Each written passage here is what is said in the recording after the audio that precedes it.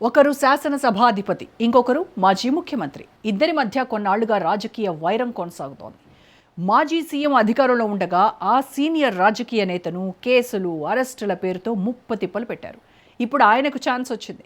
ప్రస్తుతం ఆయన కీలకమైన శాసనసభాధిపతి పదవిలో ఉన్నారు. దీంతో ఆ మాజీ సీఎంని అసెంబ్లీ నియమ నిబంధనలు అంటూ ఓ ఆట ఆడుకుంటున్నారు. ఇలా అయితే ఆ మాజీ సీఎం ఊరుకుంటారా? ఏకంగా స్పీకర్ నియోజకవర్గం నుంచే తన సత్తా చాటేందుకు రెడీ అయ్యారు.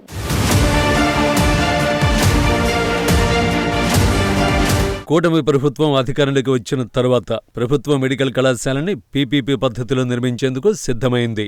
అయితే అవి కూటమి ప్రభుత్వం తీసుకొచ్చిన కళాశాలలైతే వైసీపీకి పెద్దగా అభ్యంతరం ఉండేది కాదేమో. కానీ జగన్మోహన్ రెడ్డి ముఖ్యమంత్రిగా ఉన్న సమయంలో 17 ప్రభుత్వ మెడికల్ కాలేజీల నిర్మాణాన్ని చేపట్టారు. ఇప్పుడు కూటమి ప్రభుత్వం వాటిలో 10 మెడికల్ కళాశాలని పీపీపీ పద్ధతిలో నిర్మాణం చేయాలని తీసుకున్న నిర్ణయాన్ని వైసీపీ తప్పుపడుతోంది. అంతేకాదు ప్రభుత్వానికి వ్యతిరేకంగా మాజీ సీఎం జగన్ ప్రత్యక్ష పోరాటానికి దిగుతున్నారు. అందులో భాగంగా ఈ నెల 9వ తేదీన అనకాపల్లి జిల్లా నర్సీపట్నం నియోజకవర్గంలో మెడికల్ కాలేజీని జగన్ సందర్శించబోతున్నారు.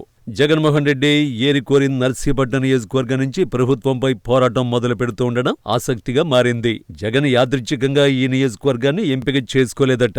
నర్సీపట్నం నియోజకవర్గం నుంచి గత ఎన్నికల్లో టీడీపీ సీనియర్ నేత చింతకాయల అయ్యన్న పాత్రుడు విజయం సాధించారు. ప్రస్తుతం ఆయన శాసనసభ స్పీకర్ గా ఉన్నారు. దీంతో వైసీపీ అధినేత జగన్ మెడికల్ కాలేజీల విషయంలో ఇక్కడి నుంచి ప్రత్యక్ష పోరుకు దిగడం రాష్ట్ర రాజకీయాల్లో ఆసక్తి రేపుతోంది.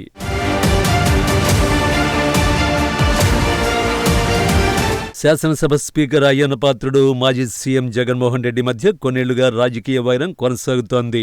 వైసీపీ అధికారంలో ఉన్న సమయంలో టీడీపీ సీనియర్ నేత అయిన అయ్యన్న పాత్రుడిని లక్ష్యంగా చేసుకున్నారు ఆ పార్టీ నేతలు. అయ్యన్న పాత్రుడు రాచపల్లి పంట కాలువపై 2 సెంట్లు స్థలాన్ని ఆక్రమించి అక్రమంగా ఇంటి ప్రహరీ గోడ నిర్మాణం చేపట్టారని ఆయనపై వైసీపీ నేతలు ఆరోపణలు చేశారు. ఆ ప్రహరీ గోడను కూల్చేందుకు జేసీబీలను ఆయన ఇంటి మీదకు పంపారు. నర్సీపట్నంలోని ఇంటి నిర్మాణానికి సంబంధించి ఫోర్జరీ ఎన్ఓసీ పత్రాల్ని ప్రభుత్వానికి సమర్పించారని అప్పట్లో సిఐడి కేసు నమోదు చేసింది.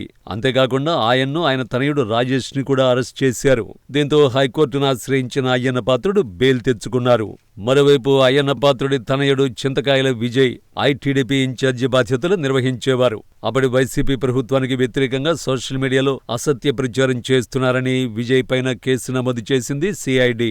విజయ్ కి నోటీసుల పేరుతో పోలీసులు హైదరాబాద్లోని ఆయన ఇంట్లో చిన్నపిల్లల్ని కూడా బయటకు నెట్టేశారనే విమర్శలు ఉన్నాయి. ఇదిలా ఉంటే అయ్యన్న పాత్రుడు కూడా ఆనాటి ముఖ్యమంత్రి జగన్ లక్ష్యంగా తీవ్ర పదజాలం ఉపయోగించి చేసిన విమర్శలు అప్పట్లో హాట్ టాపిక్ గా మారాయి. వైసీపీ ప్రభుత్వం చెత్తపై పన్ను వేయడాన్ని ఉద్దేశించి చెత్త ముఖ్యమంత్రి అంటూ ఇంకా కొన్ని తీవ్ర వ్యాఖ్యలు చేశారు. ఈ వ్యాఖ్యలపైన అయ్యన్న పాత్రుడిని పోలీసులు అరెస్ట్ చేశారు.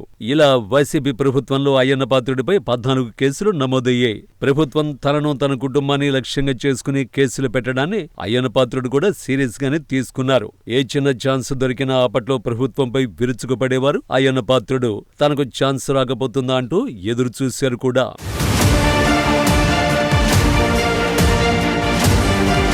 2024 ఎన్నికల్లో వైసీపీకి ఘోర ఓటమి ఎదురైంది. టీడీపీ కూటమి అధికారంలోకి వచ్చింది. కూటమి ప్రభుత్వంలో అయ్యన్న పాత్రుడికి కీలక పదవి దక్కింది. ఆయన శాసనసభ స్పీకర్ అయ్యారు. స్పీకర్ ఎన్నికను ఏకగ్రీవం చేసుకోవడం, ఆ తర్వాత పార్టీలకు అతీతంగా ఆయన్ని స్పీకర్ చైర్ వరకు తీసుకువెళ్లడం కొన్నేళ్లుగా ఏపీలో కొనసాగుతోంది.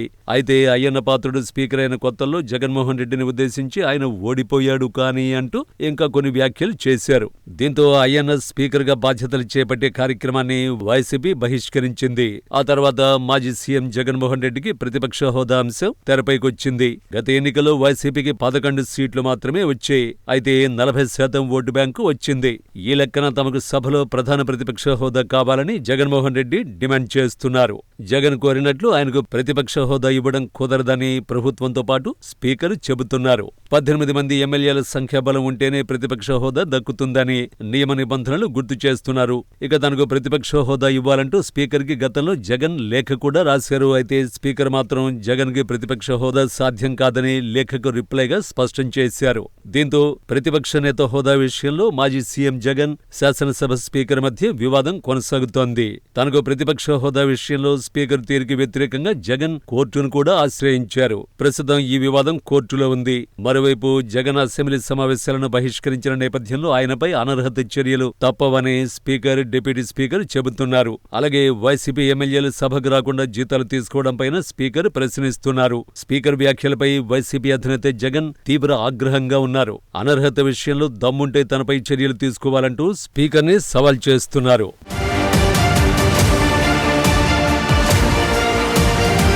జగన్ కి ప్రతిపక్ష హోదా విషయంలో వివాదం ఇంకా కొనసాగుతుండగానే ఆయన తీసుకున్న నిర్ణయం ఇప్పుడు హాట్ టాపిక్ గా మారింది.